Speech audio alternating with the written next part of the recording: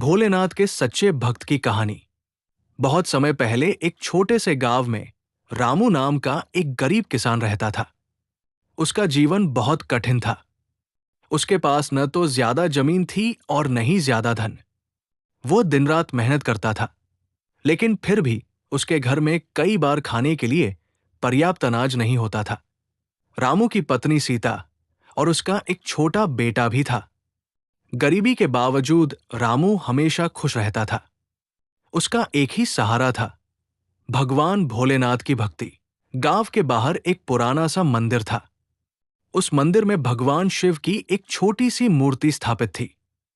मंदिर बहुत पुराना था, वहां बहुत कम लोग जाते थे, लेकिन रामू हर सुबह और हर शाम उस मंदिर में जरूर जाता था।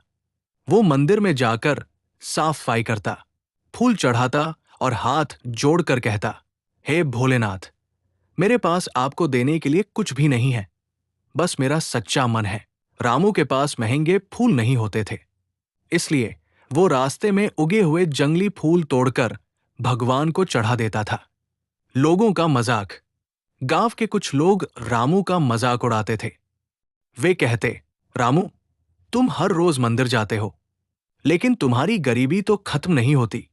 रामू मुस्कुराकर कहता, भगवान सब देखते हैं, सही समय आने पर वे जरूर मदद करेंगे। रामू की यह आस्था बहुत मजबूत थी। एक दिन की घटना। एक दिन सुबह रामू मंदिर गया। उस दिन उसने देखा कि मंदिर में एक साधु बैठे हुए हैं। साधु बहुत शांत दिखाई दे रहे थे। उनकी जटाएं लंबी थी और उनके शरीर पर भस्म लगी हुई थी। रामू ने जाकर उन्हें प्रणाम किया। साधु ने पूछा, बेटा, तुम रोज यहां आते हो? रामू ने कहा, हां महाराज, मैं रोज भगवान भोलेनाथ की पूजा करने आता हूं।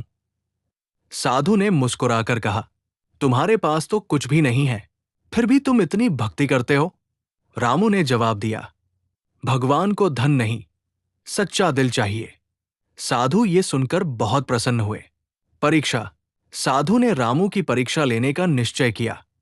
उन्होंने कहा, अगर भगवान तुम्हें धन दे तो क्या तुम अपनी भक्ति छोड़ दोगे? रामू ने तुरंत कहा, नहीं महाराज, मेरे लिए सबसे बड़ा धन भगवान की कृपा है।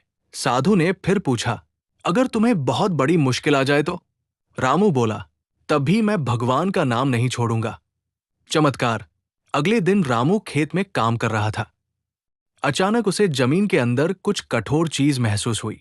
जब उसने मिट्टी हटाई तो वहां एक पुराना घड़ा मिला। घड़े को खोलकर देखा तो उसमें सोने के सिक्के थे। रामू बहुत हैरान हो गया, लेकिन उसने तुरंत भगवान को याद किया। उसने सोचा, ये सब भोलेनाथ की कृपा है। रामू ने उस धन का उपयोग केवल अपने लिए नहीं किया। उसने सबसे पहले मंदिर की मरम्मत करवाई, फिर गांव के गरीब लोगों की मदद की। सच्चाई सामने आई। कुछ दिनों बाद वही साधु फिर मंदिर में आए। रामू ने उन्हें देखकर प्रणाम किया। साधु मुस्कुराए और बोले, रामू, क्या अब तुम अपनी भक्ति भूल गए? रामू ने कहा, नहीं महाराज, ये सब भगवान की देन है। तभी अचानक साधु का रूप बदलने लगा। उनके शरीर से दिव्य प्रकाश निकलने लगा। रामू आश्चर्य से देखता रह गया। कुछ ही क्षणों में वहां स्वयं भगवान भोलेनाथ प्रकट हो गए। रामू की आंखों से आंसू निकलने लगे। वो तुरंत उनके चरणों में गिर पड़ा।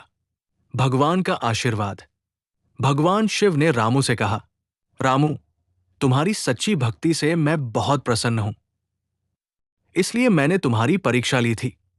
रामू ने हाथ जोड़कर कहा, प्रभु, मुझे कुछ नहीं चाहिए, बस आपकी कृपा बनी रहे। भगवान शिव ने कहा, आज से तुम्हारे जीवन में कभी दुख नहीं आएगा। ये कहकर भगवान अदृश्य हो गए। कहानी की सीख। इस कहानी से हमें 3 बड़ी सीख मिलती है। 1. सच्ची भक्ति कभी व्यर्थ नहीं जाती। 2. भगवान को दिखावा नहीं, सच्चा मन चाहिए। 3. जो दूसरों की मदद करता है, उस पर भगवान की कृपा हमेशा रहती है।